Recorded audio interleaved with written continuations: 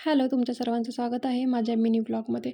नारायणपूरवरून आम्ही आलो आहे धोम धरणाला. तुम्हीसुद्धा पुण्यावरून असताल आणि one day return trip plan करत असताल तर हे ठिकाण बेस्ट आहे. इथे लहान मुलांना खेळण्यासाठी खूप साऱ्या राईड्स आहेत, जसं की car riding, horse riding, camel riding.